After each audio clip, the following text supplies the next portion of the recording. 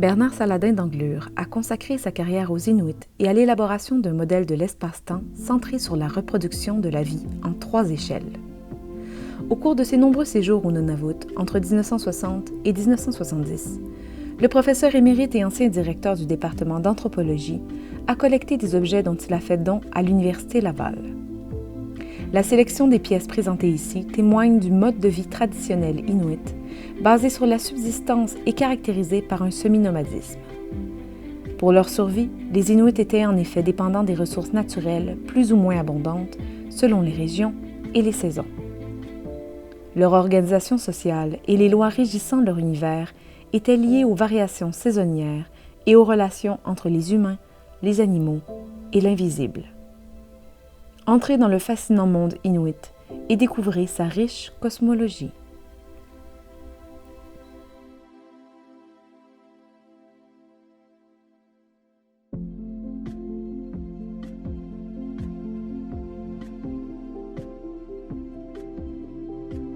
À l'échelle infrahumaine appartiennent fœtus, enfants et petits animaux. Dans son igloo utérin, le fœtus acquiert son identité par les noms qui lui sont attribués. Ces âmes noms proviennent de personnes décédées ou vivantes, ou d'entités invisibles. Par cet éponyme, l'Inuk hérite de qualités, d'une personnalité, d'un réseau de parenté et d'une position à l'intérieur de cette parenté. Le fœtus et les enfants sont intrinsèquement liés au monde invisible des esprits et établissent des rapports intimes avec tous ceux qui ont porté les noms reçus. L'enfant apprend son rôle au sein de la société et décode l'organisation de la société à travers la division sexuelle des activités. Selon les Inuits, le fœtus est la synthèse de tous les éléments nécessaires à la vie et à sa reproduction. Le sang de la femme, le sperme de l'homme, la viande animale ingérée par la femme enceinte, l'âme non d'une ou de plusieurs personnes et l'air inhalé au moment de la naissance.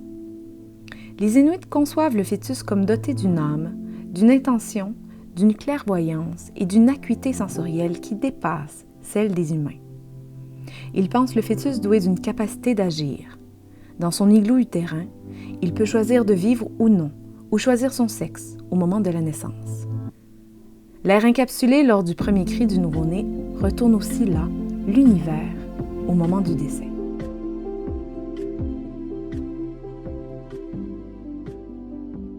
Après sa naissance, le petit Inuk est reconnu par les membres de sa communauté à travers différentes pratiques sociales.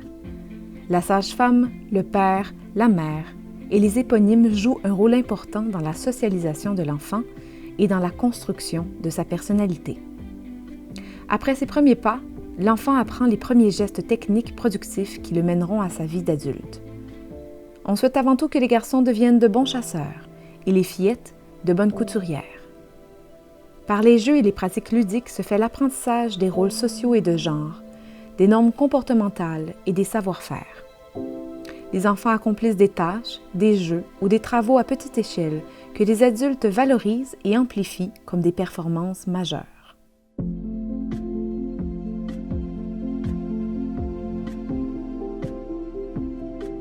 À l'échelle humaine, les univers sont séparés entre féminin et masculin, sans toutefois s'opposer.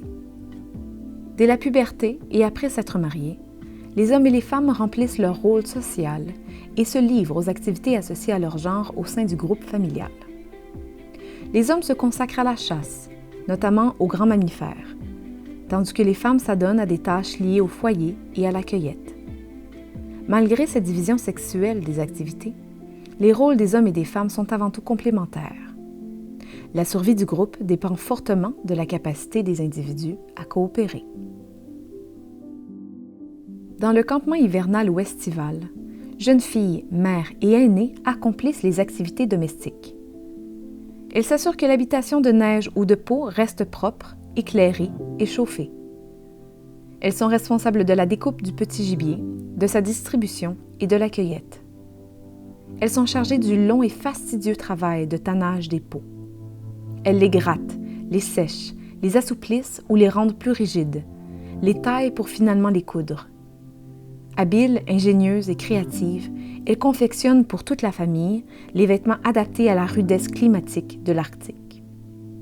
Elles s'entraînent également dans l'éducation des enfants.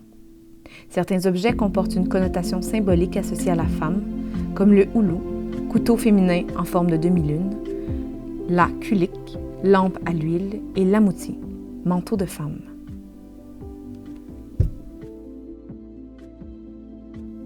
Si la maisonnée est surtout investie par les femmes, elle est aussi associée à l'univers masculin.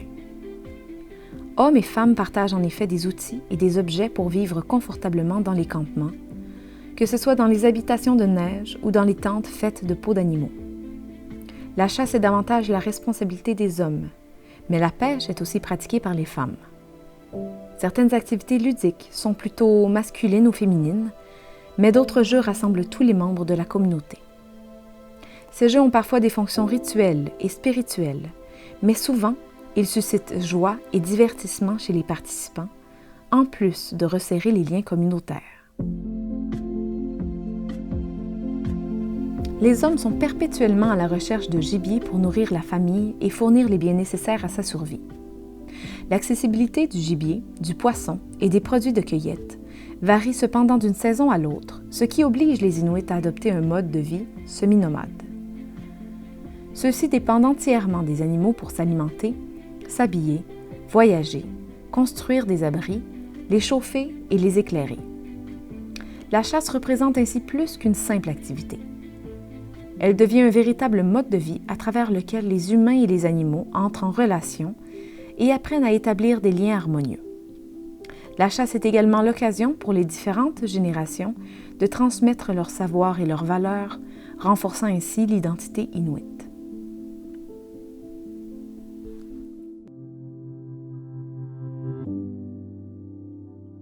À l'échelle suprahumaine appartiennent grands animaux, esprits invisibles, corps célestes et chamans. Les Inuits conçoivent que le monde humain, le monde naturel et le monde invisible, celui des esprits, sont interreliés et que les relations entre ces univers influencent l'équilibre cosmologique et cosmique du monde. Les chamans jouaient autrefois un rôle de médiateur et veillaient au maintien d'une relation harmonieuse entre les humains et ces différents mondes. La clé du grand modèle cosmologique est Naarjuk, l'esprit maître du Sila, de l'atmosphère, de l'univers, entité mouvante pouvant se métamorphoser et changer de taille, de dimension et d'échelle.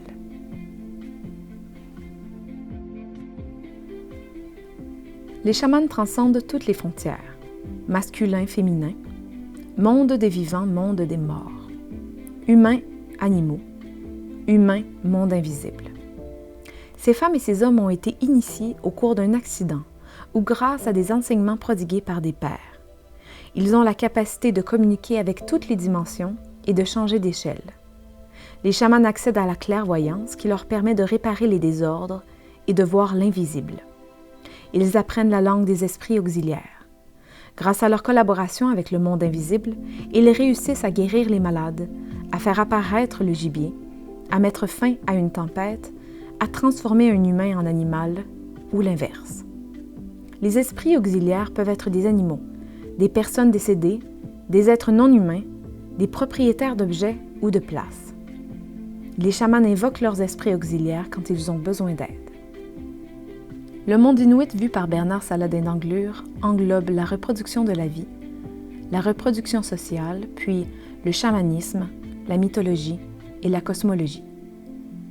Les échelles infrahumaines, humaines et suprahumaines sont toutes liées, complémentaires et forment un tout qui guide la vie des Inuits à travers toutes les étapes et les dimensions qui la composent.